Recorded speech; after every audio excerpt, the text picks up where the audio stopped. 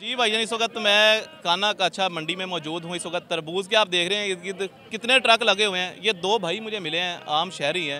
ये डॉक्टर साहब को कोई चैलेंज देना चाहते हैं। पहले इनसे शुरू करते हैं। जनाब क्या कहना चाहिए?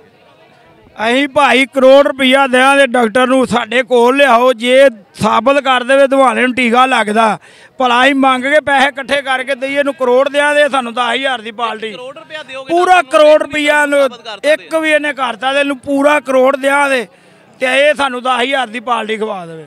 ਅਸੀਂ ਆਪ ਇਹਨਾਂ ਦਿਵਾਲੇ ਖਰੀਦ ਕੇ ਲਿਜਾ ਕੇ ਵੇਚਨੇ।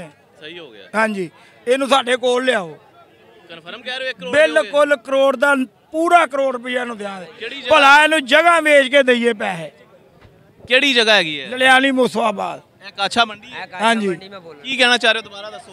ਕਰੋੜ ਰੁਪਈਆ ਨੂੰ ਦਿਆਂ ਦੇ ਸਾਬਤ ਕਰ ਦੇਵੇ ਦਿਵਾਲੇ ਨੂੰ ਟੀਕੇ ਲੱਗਦੇ ਤੇ। लो जी डॉक्टर साहब, पैसे कहाँ से देंगे? ਇੱਥੇ ਦਿਆਂ ਦੇ ਭਲਾ ਇਕੱਠੇ ਮੰਗ ਕੇ ਦਈਏ, ਭਲਾ ਜਗ੍ਹਾ ਵੇਚ ਕੇ ਦਈਏ, ਡਾਕਟਰ ਨੂੰ ਦੇ ਦਿਆਂ ਦੇ। उन्होंने साबित करता ਕਰਤਾ ਦੇ ਤੇ ਤੁਹਾਡਾ ਹੀ ਖਿਆਲ ਹੈ ਸਾਬਤ ਕਰ ਦੇਗਾ? ਨਹੀਂ ਕਰੇਗਾ।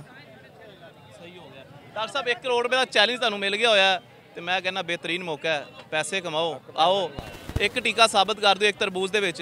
ਮੈਂ ਕਹਿੰਦਾ ਤੁਹਾਨੂੰ ਜ਼ਰੂਰਤ ਹੀ ਨਹੀਂ ਹੈ ਜ਼ਿਆਦਾ ਵੀਡੀਓ ਬਣਾਉਣ ਦੀ। ਜਨਾਬ ਤੁਸੀਂ ਕੀ ਚੈਲੰਜ ਦੇਣਾ ਚਾਹੁੰਦੇ? ਔਰ ਮੈਂ ਡਾਕਟਰ ਸਾਹਿਬ ਨੂੰ ਇਹ ਗੱਲ ਕਹਾਂਗਾ, ਜਿਸ ਜ਼ੁਬਾਨ ਨਾਲ ਉਹਨਾਂ ਨੇ ਸਟੇਟਮੈਂਟ ਦਿੱਤੀ ਹੈ ਨਾ ਕਿ ਜੀ ਇੰਜੈਕਸ਼ਨ ਲੱਗਦਾ, ਜਾਂ ਤੇ ਉਹ ਆਪਣੀ ਜ਼ੁਬਾਨ ਕਟਾਉਣ ਤੇ ਜਾਂ ਮੈਂ ਆਪਣੀ ਜ਼ੁਬਾਨ ਲਾਈਵ ਚੈਨਲ ਲਾਈਵ ਮੈਂ ਕਹਿ ਰਿਹਾ ਵਾਂ ਲਾਈਵ ਸਟੇਟਮੈਂਟ ਮੈਂ ਲਿਖ ਕੇ ਦੇਣਾ ਵਾ, ਸਟਾਂਪ ਕਰਕੇ ਦੇਵਾਂਗਾ, ਜਾਂ ਤਾਂ ਮੈਂ ਉਹਨਾਂ ਦੀ ਜ਼ੁਬਾਨ ਕਟਵਾਵਾਂਗਾ ਜਾਂ ਮੈਂ ਆਪਣੀ ਜ਼ੁਬਾਨ ਕੱਟ ਕੇ ਦਿਆਂਗਾ। ਇਹ ਮੇਰਾ ਸਟੇਟਮੈਂਟ ਮੈਂ ਆਪਣੇ ਹੋਸ਼ੋ ਆਵਾਜ਼ 'ਚ ਕਹਿ ਰਿਹਾ ਵਾਂ।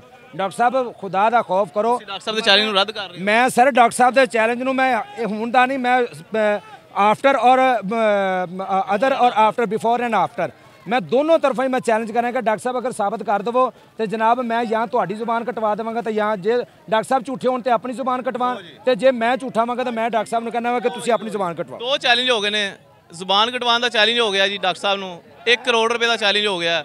ਇਹ ਚੈਲੰਜ ਐਕਸੈਪਟ ਤੁਸੀਂ ਕਰਨਾ ਹੈ। ਕਾਛਾ ਮੰਡੀ जगह लोकेशन है, ਇਹ भाई भी आ जाएंगे, ये भी इतने मौजूद होंगे। हाँ जी, हम कहीं भी नहीं जाते, हम इधर ही होते हैं, हम इधर ही होते हैं। जब आप डॉक्टर साहब आपका दिल करे मोस्ट वेलकम, जिस तारीख को दिल करे, जिस वक्त दिल करे, जब दिल करे मोस्ट वेलकम, मोस्ट वेलकम।